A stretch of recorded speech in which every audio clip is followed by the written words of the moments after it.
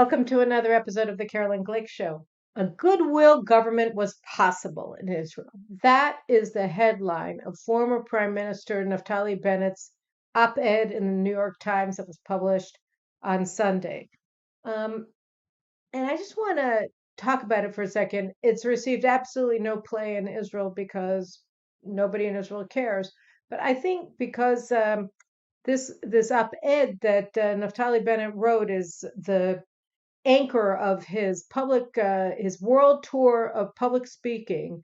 I think it's important just to talk about it a little bit with you guys because a lot of you are in the United States and you're going to be seeing a lot of former Prime Minister and former alternate Prime Minister Naftali Bennett, I would assume, in your communities in the weeks to come.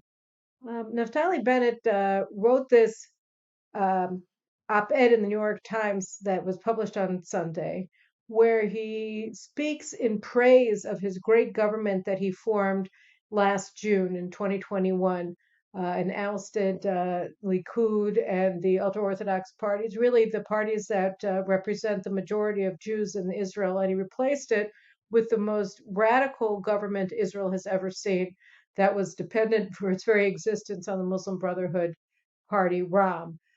He was partnered with Meretz. He was partnered with the Labor Party. He was partnered with parties that are so radical that, in the case of Meretz, the public didn't even want to see it back in government. And in the case of the Labor Party, it barely crossed the electoral threshold, reaching its lowest point in its history.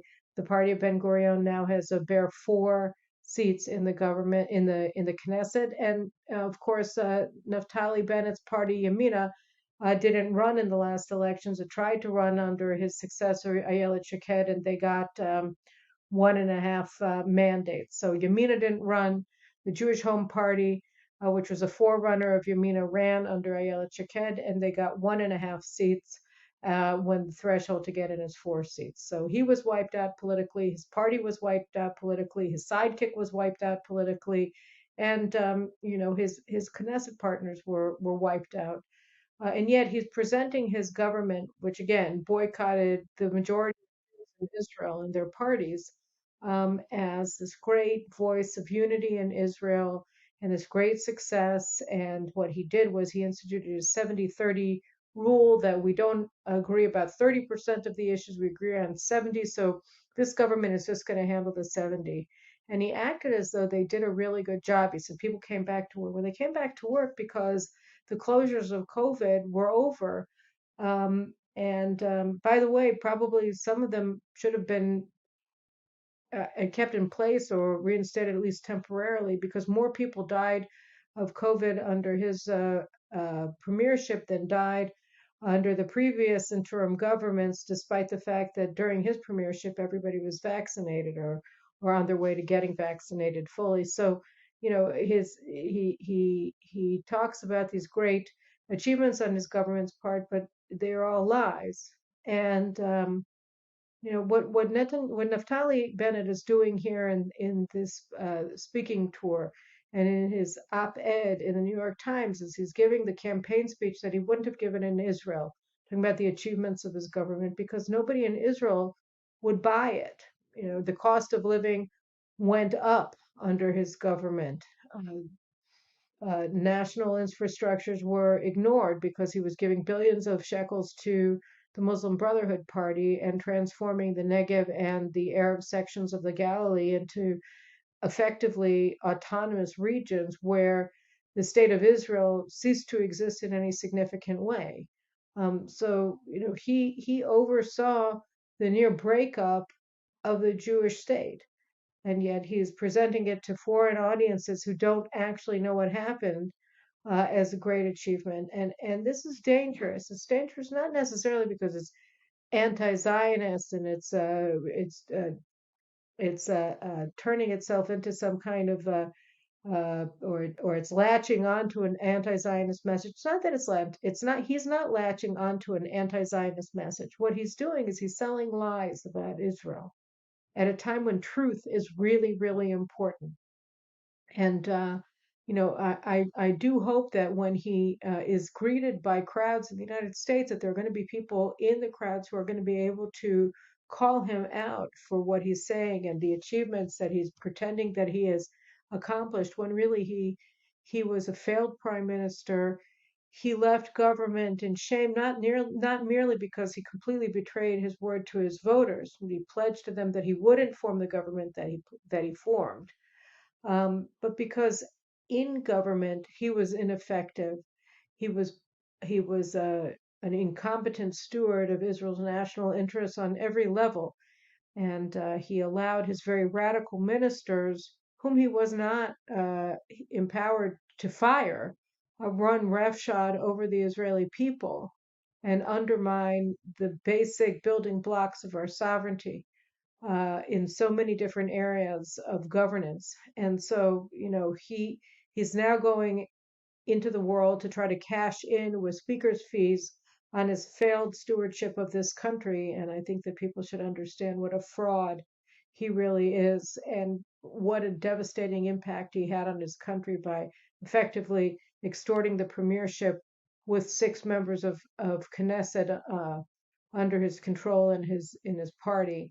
And it undermined the basic foundations of Israel's democratic system, and he transferred control over the country for a year and a half until his government fell to the most radical elements in Israeli society, at the expense of the majority of Israelis who did not want him, including his own voters, to be prime minister, and certainly not to oversee the government that he formed. So, on the thought of truth, I want to turn to my guest this week, because I think that Pastor Dumisani Washington, who I'm about to start talking with, is one of the most important voices for truth in the Black community in the United States, speaking for the revitalization, the rebuilding of ties between the Black community and the Jewish community in the United States, and the Black community in the state of Israel. So, you know, we just have to remember that whether we're talking about Naftali Bennett, or whether we're talking about Joe Biden, or whether we're talking about Benjamin Netanyahu, or we're talking about Donald Trump, or we're talking about anybody, the most important measure of a politician, the most important measure of a leader is, and to the side, of course, of his accomplishments, is he telling you the truth? And can you have accomplishments when your entire leadership is based on lies? So without further ado, let's go to our talk with Dumisani Washington. Hi, my guest this week again is Pastor Dumisani Washington. Dumisani Washington is the founder and the CEO of the Institute for Black Solidarity with Israel, IBSI, an incredibly important organization. Before that, he worked with CUFI on outreach to the Black community in the United States, for the pro-Israel evangelical lobby for Israel. And really, I've been wanting to have Dumisani on the show for a very, very long time. And so, first of all, thank you so much for coming on, Pastor Washington. Thanks, Caroline, for having me. It's good to see you again. It's great to have you on the program. We've talked at length in the past about just between ourselves, about the fractious relationship that the American Black community has increasingly, both with the Jews in the United States and also with Israel. And in recent weeks, we've seen some pretty significant statements that have been anti-Semitic on the part of prominent Black Americans, Kanye West, and being the most obvious example, because he just met with former President Trump, but also basketball player, Kyrie Irving, and the comic, suddenly his name escapes me. Dave Chappelle. Yeah, Dave Chappelle on Saturday Night Live, and before that we had prominent rappers like Ice Cube. We had Mark Lamont Hill, and Jay-Z, and others who have been involved. And one of the things that I find really interesting when I was researching a lot of the statements that they've all been making is that they all are redolent with this concept that the Jews are fake Jews and that they're the true Jews, that they're one of the 10 lost tribes, that the American blacks are the true Jews, the true Israel. We saw this in very dangerous form in the massacre in Jersey City in December, I think, of 2019. And so we've seen it from a violent perspective, and we've seen it from this rhetorical perspective by Black celebrities. And all of it seems, or the main propagator of this is Louis Farrakhan, who's probably the most powerful anti-Semite in general in the United States, I would say, and certainly in the Black community. And I'm just sort of amazed by the incredible power that Farrakhan exerts over the community after all of these years. He's 87 or 89, and so first of all, can you talk to me a little bit about just how powerful an influence Farrakhan has on the community as a whole, just so we understand what we're talking about? So, in starting with that as a starting point, Louis Farrakhan, and I had mentioned before, I just for people listening, I mentioned this in my book.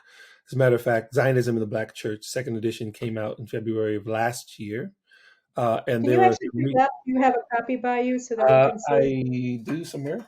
Yeah. Good. This is it. It's actually available on Amazon, Kindle, everything. There's the digital version, the paperback. Also, there's an audio version as well. So if you go and just Google Zionism in the Black Church, you'll see it in different places. And I reference it because I would imagine in our talk here today, Caroline, and you and I have known each other for a little while. I'm probably going to reference it not just as a shameless book plug, but because I've discussed these things over the years. So Louis Farrakhan and the Nation of Islam is what I would consider particularly now, this three-headed type of thing that is causing much of the stir in the Nation of Islam, Black Hebrew Israelites, and Black Lives Matter. Right? They all in one form or another affect some sort of perception or the rhetoric when it comes to Israel and the Jewish people.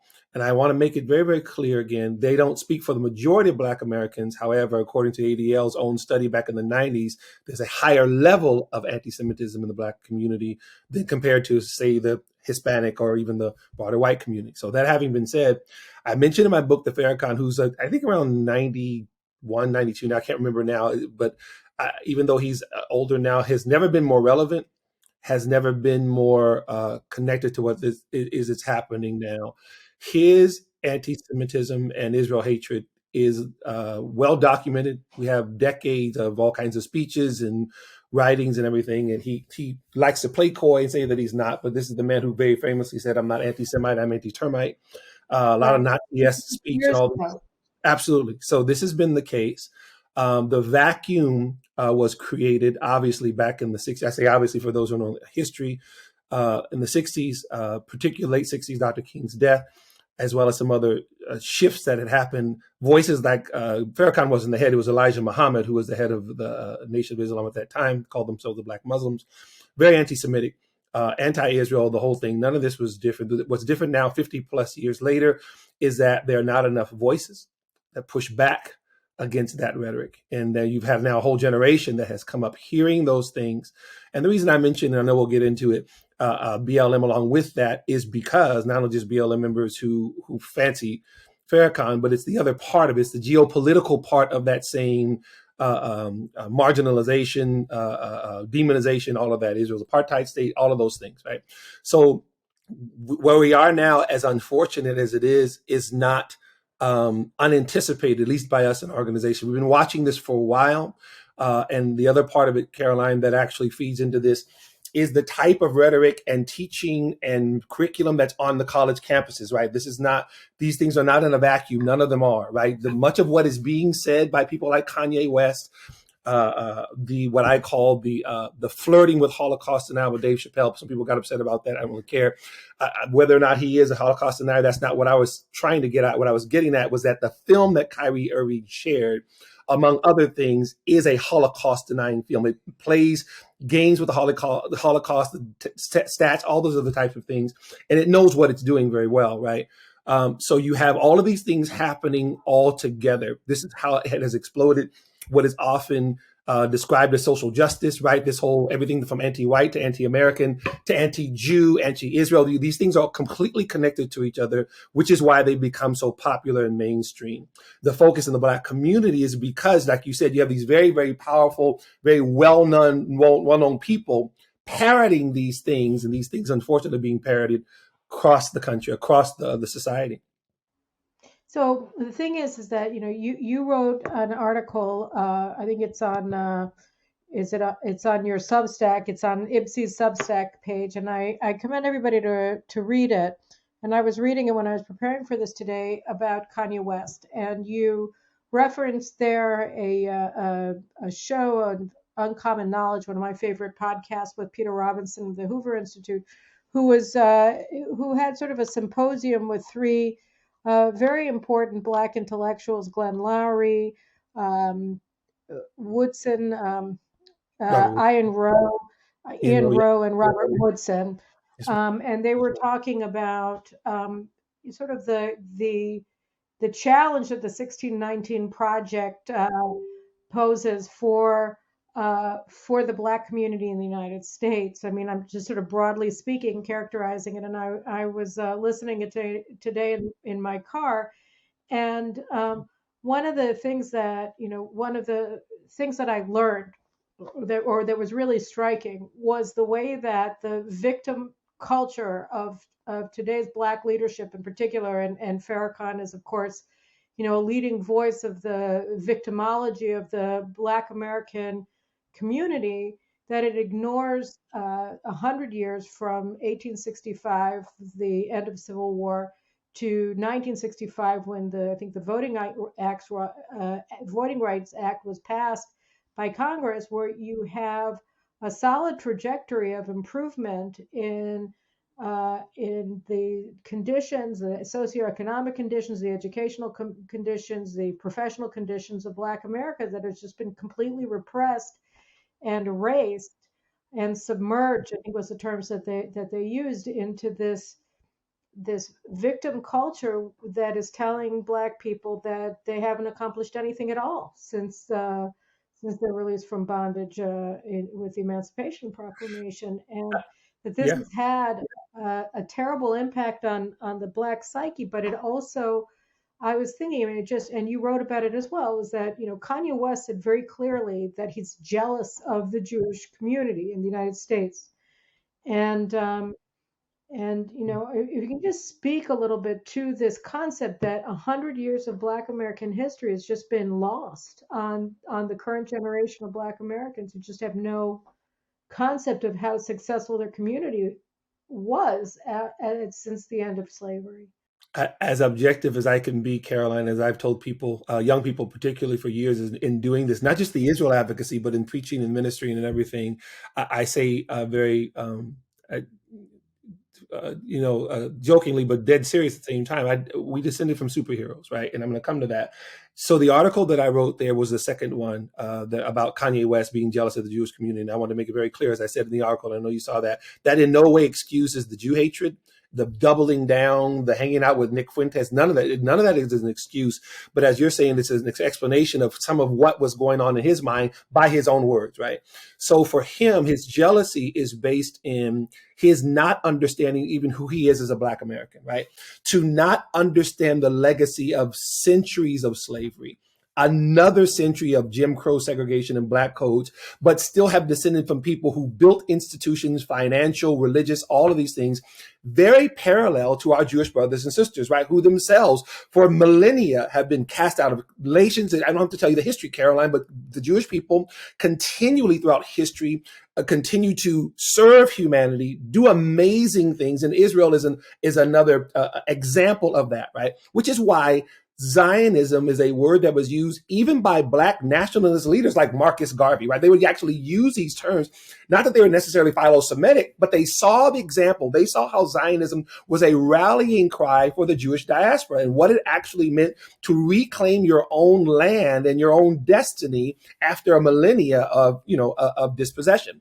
And this was actually the case. And so I wrote that article about him and I entitled it on purpose, Say It Loud, I'm Black and I'm Proud, the whole James Brown song that was written in the 60s after the death of Dr. King. He was attempting to do the very same thing. He saw a Black community, particularly after the assassination of Dr. King. Dr. King, who was very close to the Jewish community, marched with Rabbi Heschel. You had this synergy that was always there. And he wanted to remind these Black young people, particularly, to not descend into despair, but to understand who you actually are. And that was actually part of my article, that when I referenced that very uncommon knowledge episode that you talked about, those three men, Woodson and Ian Rowe and Glenn Laurie. Woodson, who's actually someone we work with in our organization. We work with the Robert Woodson Center. We are part of what we do, part of the main, the foundation of what we do, Caroline, at our organization is education, right? Teaching history, authentic history, right? This is, again, the vacuum that gets created in schools, everything. And when you begin to do revisionist history, everything white becomes bad, the founding fathers evil, all these things, without really real discussion about everything from nuances to details, those types of things. It also strips Black people of their own legacy and story, which is an amazing story. Thomas Sowell himself said that from the end of the Civil War to like less than 50 years, the Black community, which was formerly enslaved, went from 0% literacy to over 50% literacy in less than 50 years. Something that economic historians say is it's unprecedented, right? So you're talking about that level of accomplishment to the Booker T. Washingtons and the Harlem Renaissances and all these, the Tuskegee Institute, and you name it, right? How were people, not to mention the Black Wall Streets in Tulsa and South Chicago, all these places, how was this accomplished by people who had been, again, enslaved for centuries and then endured another century of Black codes and Jim Crow? Well, it was two main things, Caroline. It was God and our families, right? These were the things that were it's central to us not just surviving, but thriving. Kanye West represents someone who doesn't understand any of those things, has been pulled into victim culture. Mind you, somebody who became a billionaire in the very industries that he said that Jews dominate and won't allow Black people to succeed. Here he became wildly successful, not just as a Black man, as an American, period, yet still seeped in victim culture, attacking Jews. And you see people now gravitating not to his success, but gravitating to the complaints and about what Jews are doing to him. Well, I mean, that's a thing too. I was thinking about it, about Farrakhan and just how incredibly powerful he is.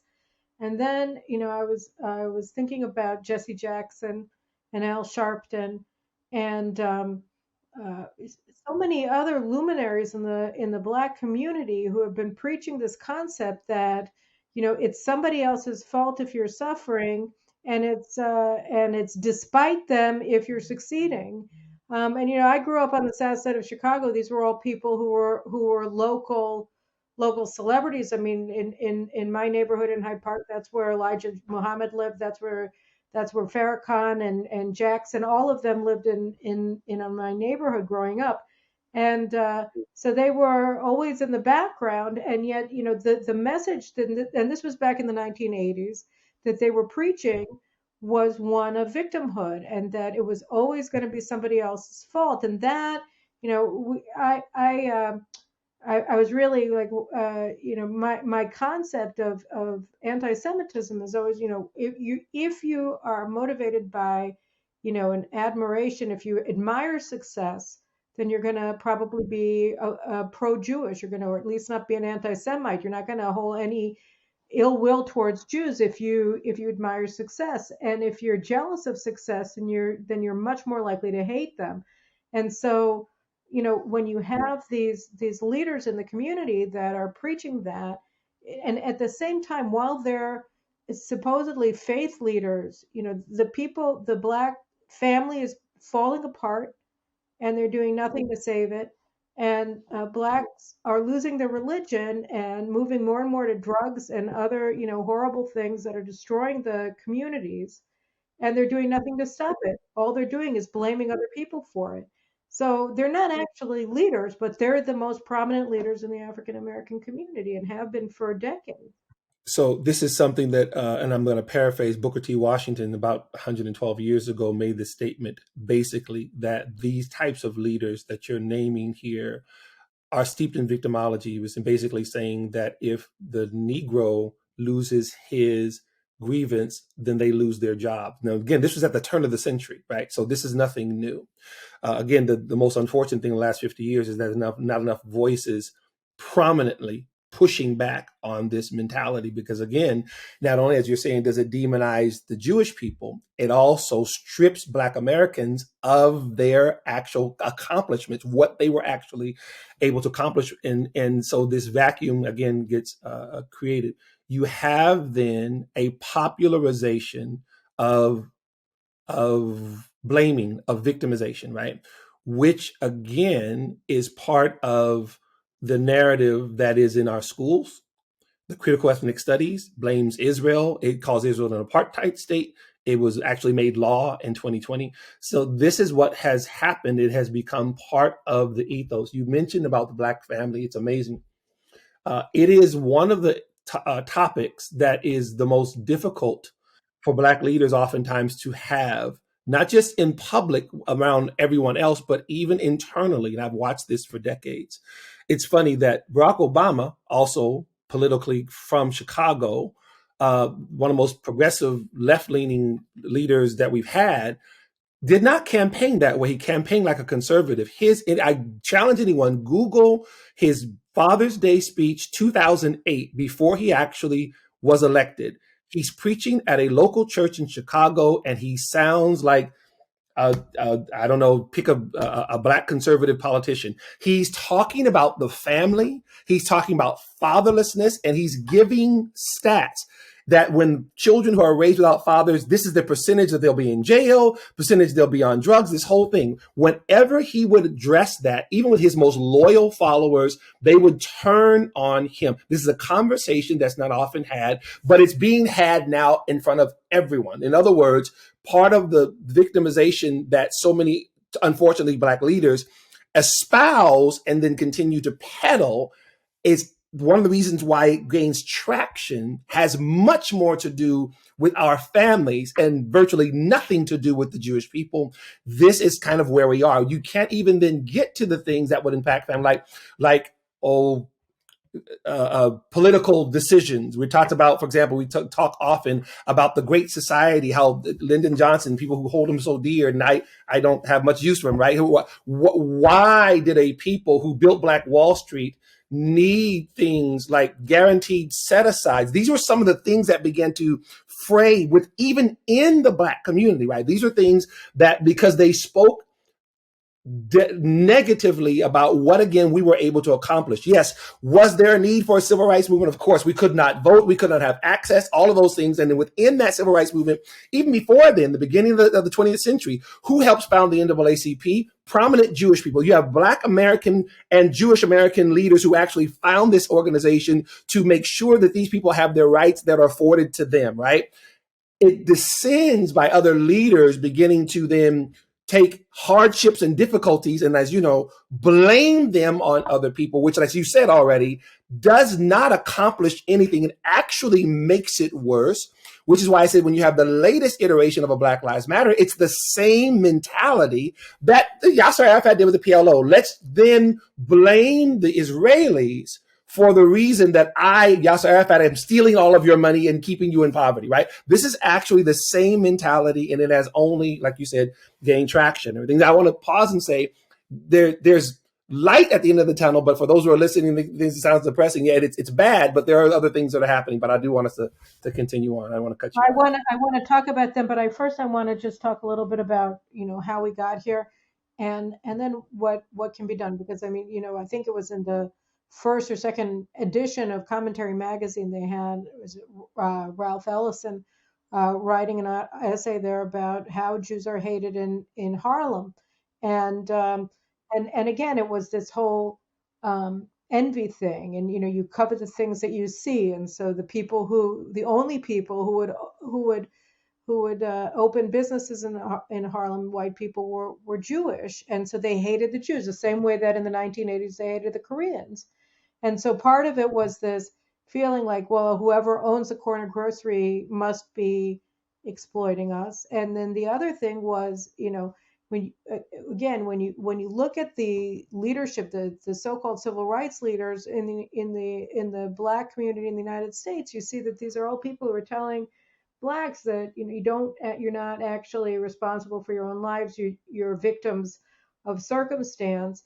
And it's interesting because when you think about the Jews in Black iconography, in the time of slavery, the Blacks, I'm wondering whether the slaves who, talked about by the rivers of Babylon, and they would sing the Psalms, and they would see themselves as the children of Israel.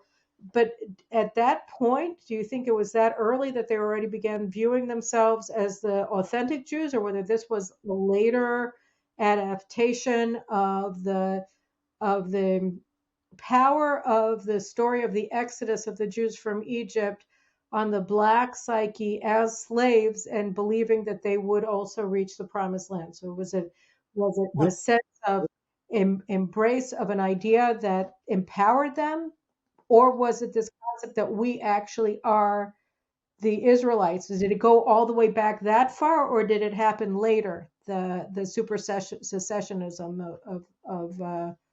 of Black theology, or whatever you want to call it. So the vast majority of Black slaves were by religious affiliation Christian, and whether for them it was something they learned from the slave master, or it was, as I write about in my book, knowledge that they retained even before leaving Africa, right? Because you have Christianity, which is 2,000-year old, and I discuss this in my book for those who want to see that part. And I'm fast forwarding only to address your topic. So they saw the original American music, as they say, and I'm a musician, was the Negro spirituals, which from everything came blues, came rock and roll, everything, right?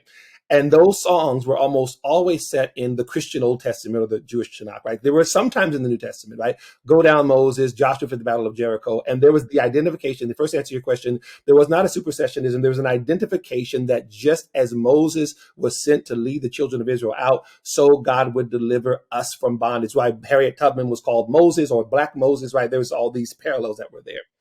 For those who began to worship and began to gravitate towards Judaism, even seeing themselves as Israelites, that actually goes back to after Reconstruction, or during Reconstruction, right? You have some of the earliest, what they called Israelite communities, that go back to before the turn of the century, right?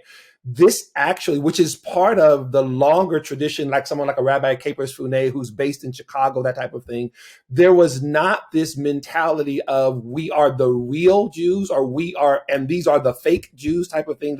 That's something that comes much later on, and particularly with the popularization of that mentality with social media, right? That's how that has exploded. I'll come back to that. So in answer to your question, no, this was something that was identified in terms of Bible, in terms of scripture, which is why I said the thing that was the adhesive that held these families together after all this hardship was God, family, right? And again, pastors, preachers, all of these things, right? There, it's amazing that because of that, you have some of the most iconic members of during both the abolitionist movement and beyond, including Booker T. Washington, including I'm now the name is escaping me because some of the HBCUs are named after them as well, because my brain is doing that thing.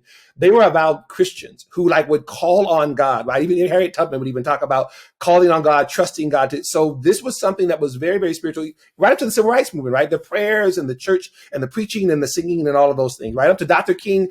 Hours before he's assassinated, what is he doing? He's alluding to Moses. We as a people will get to the promised land. That wasn't a supersession. It's the statement that was an allusion to we're going to be victorious. We're going to accomplish what we need to accomplish here in the United States. And so, Caroline, this has always been the case. And to your other point, which is why there was such an affinity there and an admiring of what, not just the God of Israel, but the Jewish people, right?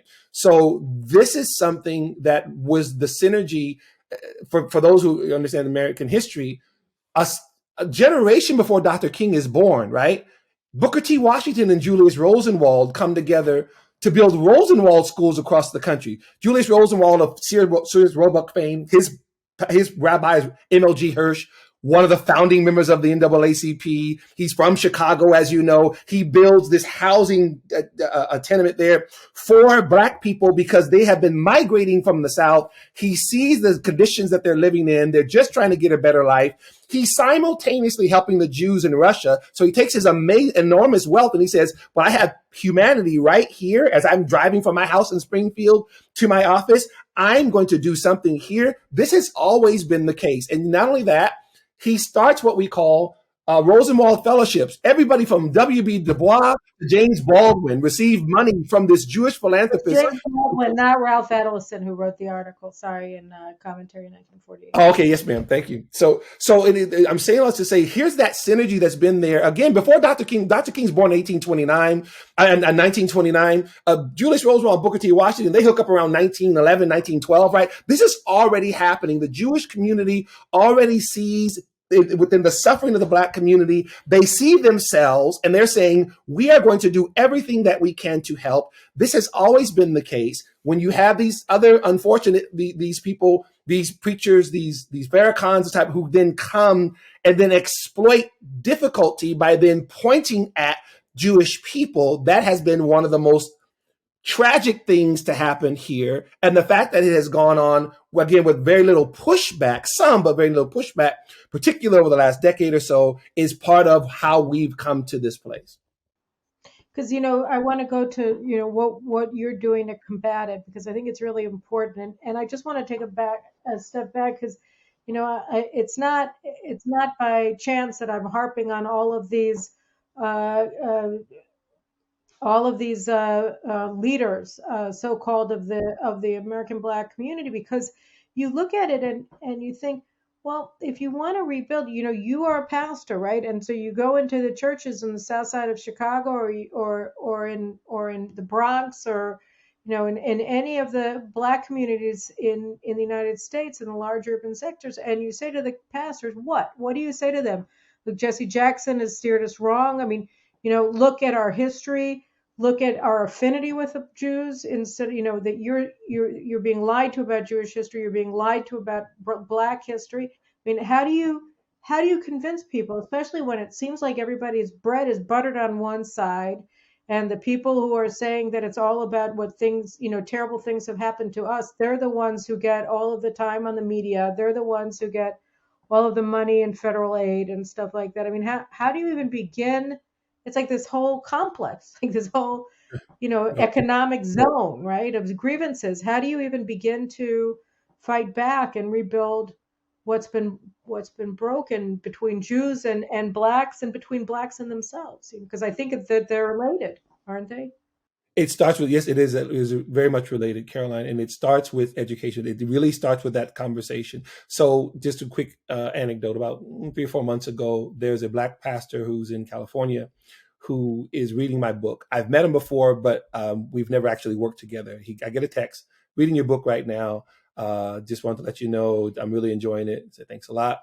A couple of days passed by, and I know that chapter 5 in the book is one unpacks everything from Farrakhan to BLM to it's probably the most quote unquote controversial book chapter in the book. I text the pastor and let him know, hey, we get to chapter 5, just letting you know that it's going to uncover some things that you may or may not be aware of. And he kind of chuckled. He said, hey, I just started reading chapter 5 just now. And the reason I'm telling that story is this: he read the book, pretty large church, was very, very taken because much of the book is Black history, right? Setting things straight, as we're saying now, right? Including our relationship with the Jewish people. We wind up doing an event at his church. He gets the book for some of his other leaders, and we go there, we confer regularly.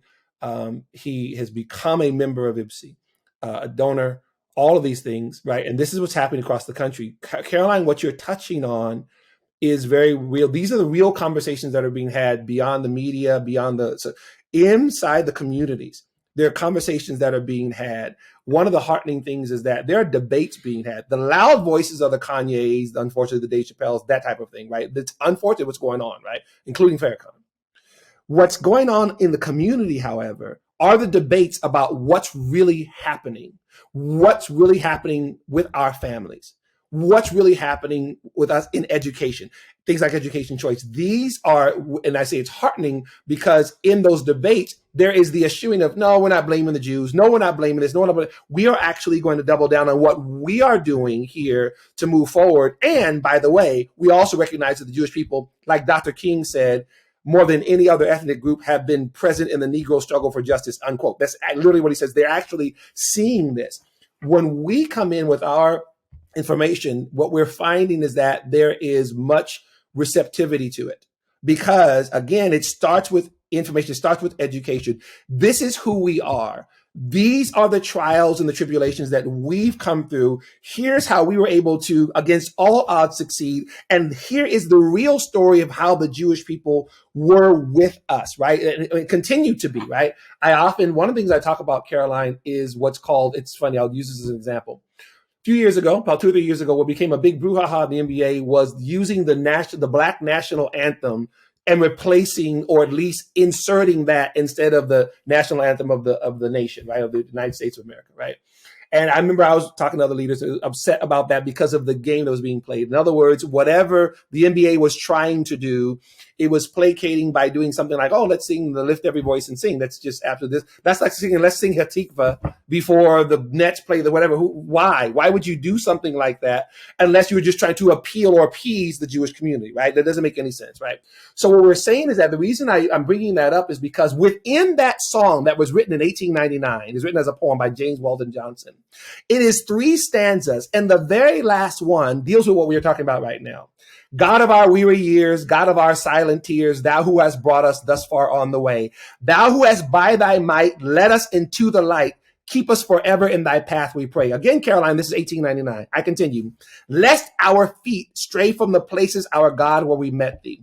Lest our hearts, drunk with the wine of the world, we forget thee. It's a direct reference to Jeremiah chapter 51, not to be intoxicated with Babylon, right? Here are Black leaders at the turn of the century saying, God has been so incredibly good to us, but there's been no civil rights movement, right? Jim Crow segregation is still the law. What they're saying is that here's how far God has brought us, and our future is bright. That is the very opposite message that a Farrakhan or Jesse Jackson later on, especially in his career. Why? Because that doesn't sell emotional tickets. What that does is it puts the focus back on me and what we've accomplished and what it's going to take for us to continue to move forward. This has been part of, so in answer to your question, this is what we bring to the pastors and leaders. This is who we are, right? Because I can't stand in solidarity with Caroline if I don't know who Dumisani is. If I don't know where I've come from, I can't really stand with her and then let's work together. I'm going to hate on her or project on her, all those types of things. There has been receptivity to this message because it starts with understanding who we are.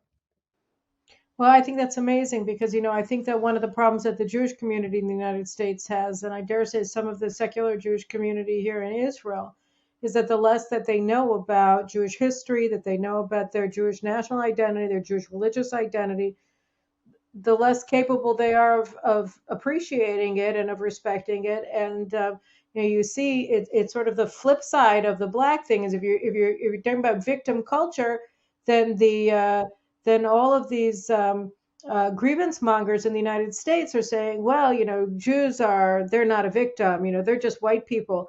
And they're probably, and they would agree with Kanye West in his anti-Semitic vituperations. And if they don't agree with it, then they would claim that it's all because of the Holocaust, which their families never suffered, right? Most by and large, because by and large the American Jews came to the United States a generation or two before the Holocaust. So the vast majority of the American Jewish community are not the sons and daughters of Holocaust survivors. But be that as it may, the point is that they're saying that this is the narrative of Jewish suffering because they don't know anything about Jewish history. Yes. Right? And if they did, they would understand it's about enduring holocausts throughout the ages and being able to thrive and survive. And so, they can't do that. They come as supplicants to Blacks who hate them, and then all that raises is contempt and empowers the haters even more. I mean, that's the problem. You have ignorant Jews on the one hand and ignorant Blacks on the other hand. you touch on now what I call the parallel, right? There are parallel issues playing out in the Black and the Jewish community in the United States, and you just touched on it, right? You have a victimization mentality that has been foisted for the last several decades. Again, there's much debate happening about that, right? But you have and I don't want to say the Jewish community, I'm talking now the whole, now I have to get political, the progressive, right? What you have, and often I make people angry about this, I don't really care. So when you're You're not talking gonna about make me angry about it. Talk whatever you want to say about the progressives. You're not gonna hear any. So what you had, Caroline, is an institutionalization of this whole victim narrative, right?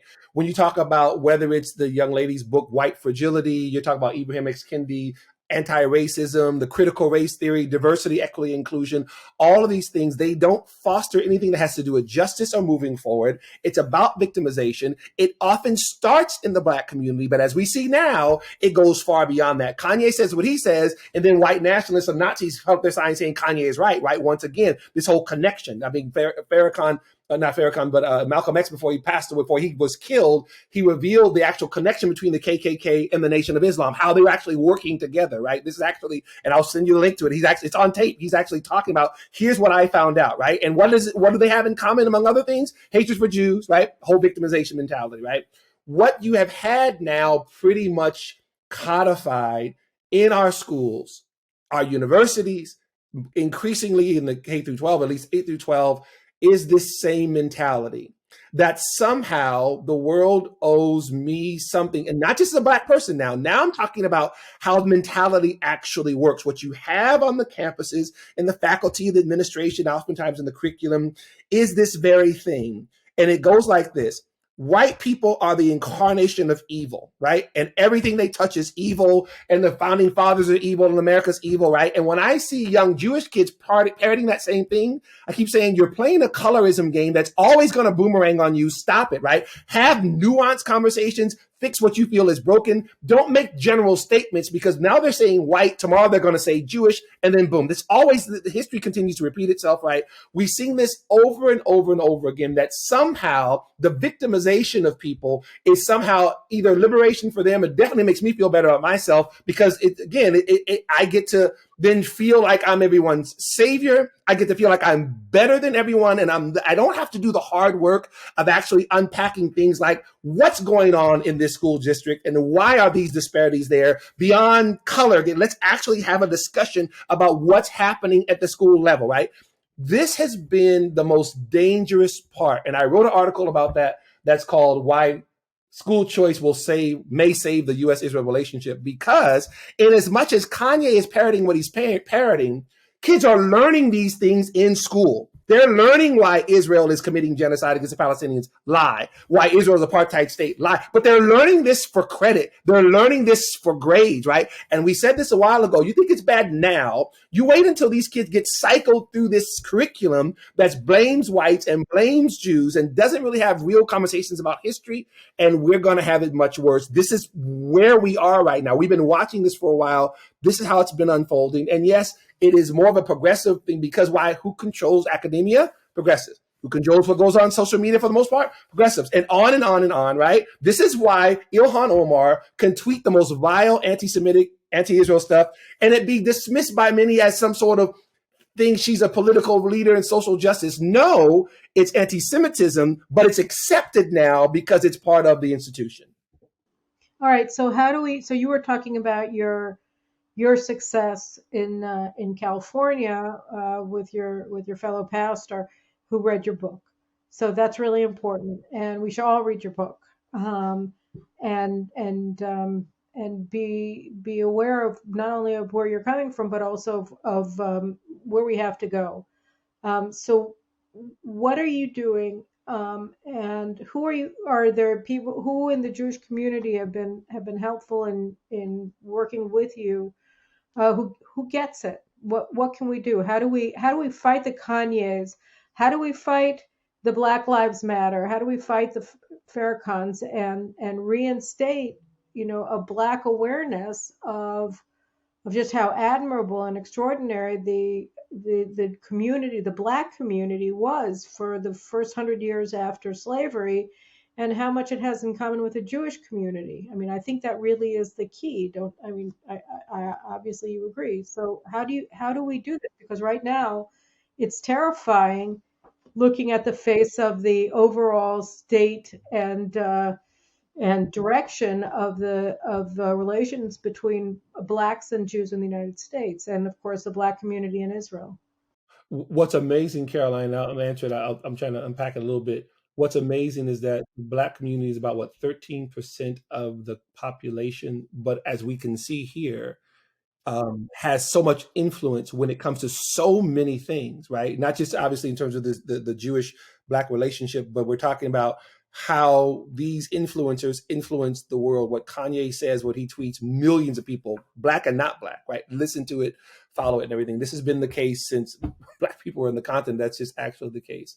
So I use that anecdote of that pastor, but just as a one, right? Because we work with pastors across the country and with organizations, right? And there, although we started in 2013, I didn't take the helm again of IBSI until May of 2021, right? I think I'm saying that right. Yes. So it's been over the last year and a half that I've been back full time here. I was 7 years with CUFI doing the diversity outreach.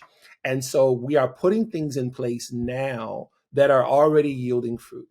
One of our main focuses was we call our PEACE initiative. It's an acronym for Plan for Education, Advocacy, and Community Engagement.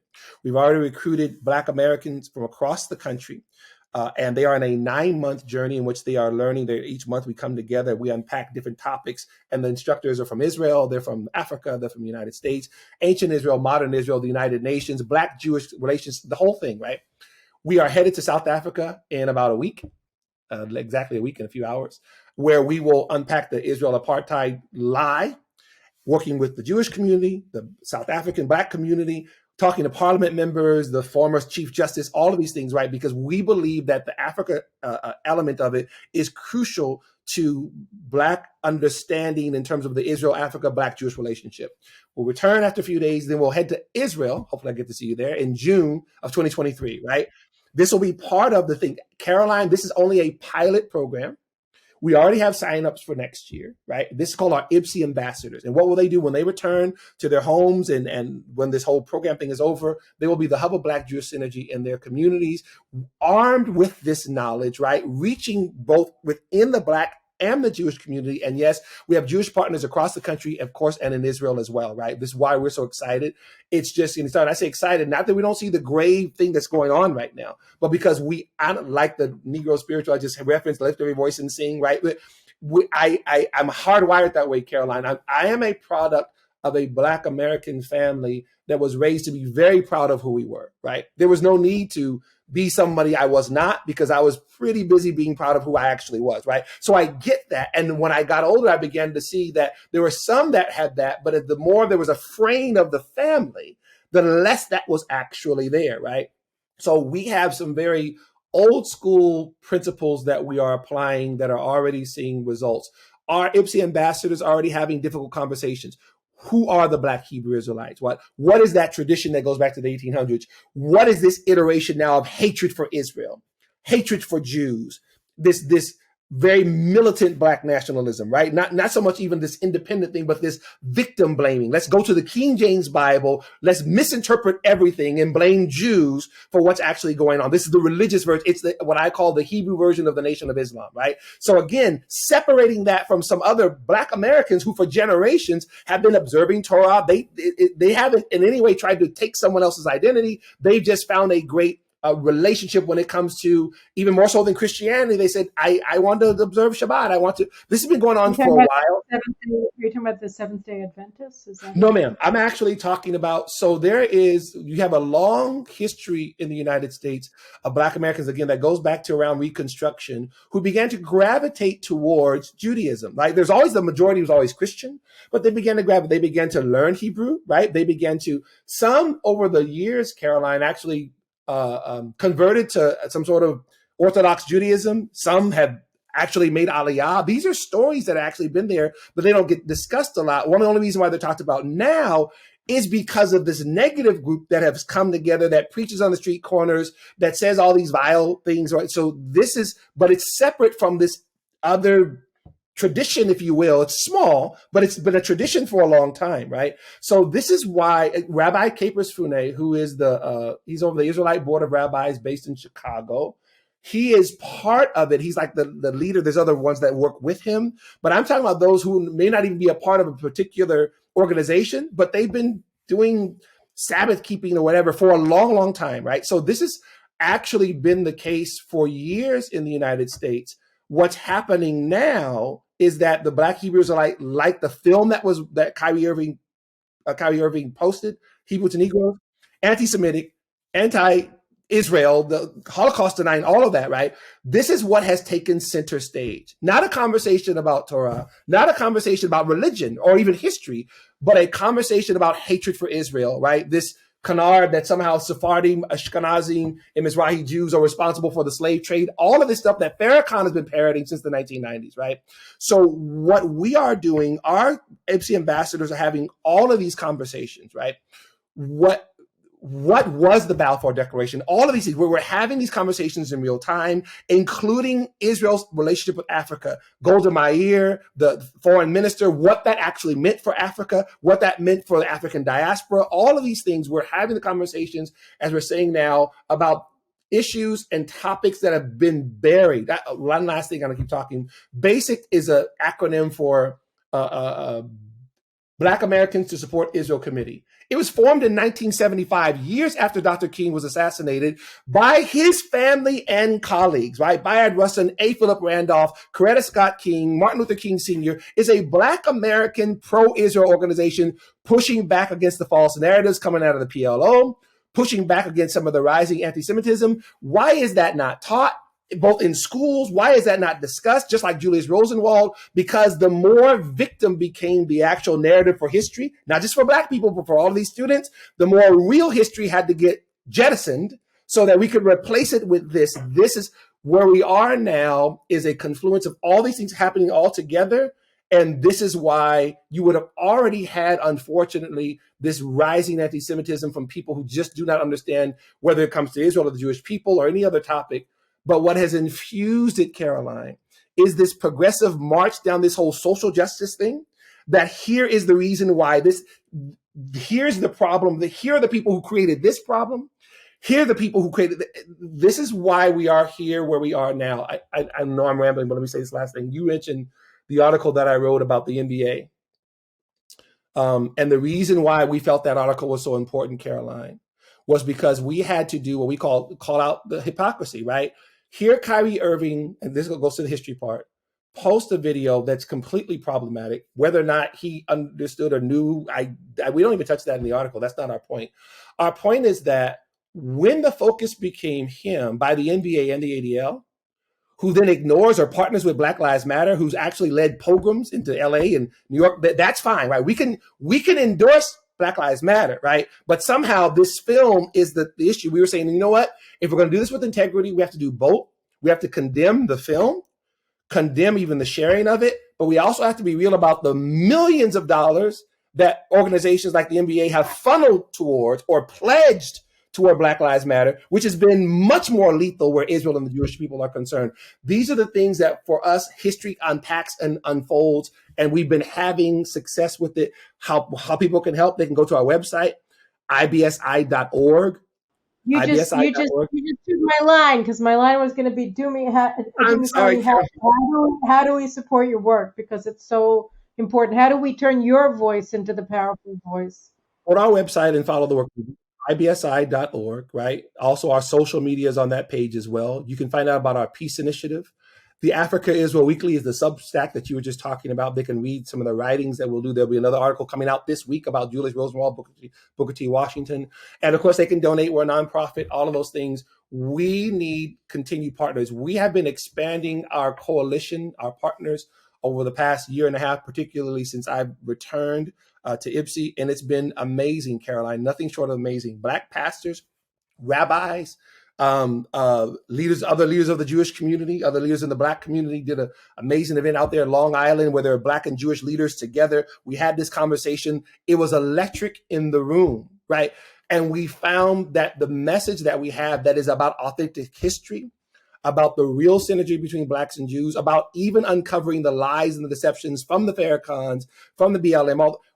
There's receptivity to these things, right? It's just that, as you see, that's not the dominant voice, right? That's not what's actually happening. How can people help us increase our voice? Go to our website, follow our work, share our work, give to it. You have other people who want to do it, absolutely, because this is how we actually push back on this. Caroline, when our IPSI ambassadors return from South Africa, we are already beginning to enroll the second season of that. And we've already begun the outline for what's called the IPSI pastors. We'll do a very similar trek, but just for pastors and leaders of ministries, Black pastors across the country who do something similar, a little bit of a different twist, but they too will travel to South Africa. They too will travel to Israel. We'll unpack these histories. We already have pastors who are already open to this. They see and they want to understand. Caroline, what I've heard for years, Caroline, for years now, from Black pastors across the country, they will hear something like a Farrakhan anti-Semitic speech. They'll hear like a Students for Justice in Palestine. Their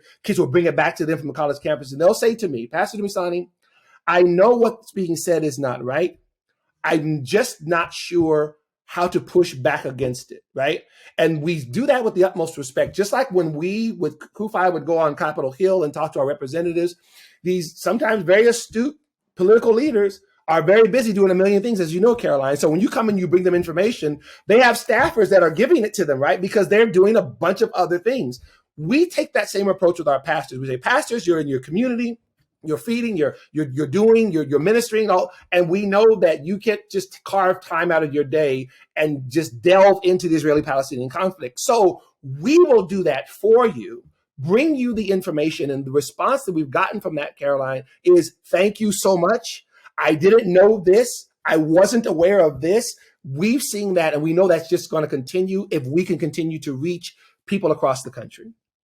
I think it's imperative that you do, and I thank you so much for everything you're doing. You know, I mean, I grew up, I went to Kenwood Academy High School, which was the local public school in my neighborhood. It was 85% Black, and you know, what I found really was that, you know, my best friends there that were Black were people who admired the their forefathers in the Black community who had built their family businesses, and they were able to become my friend because I was such a proud Jew, and that we were able to communicate as equals who were heirs of extraordinary traditions in our communities. And, you know, I think that there is an extraordinary potential for Zionists and Black patriots to work together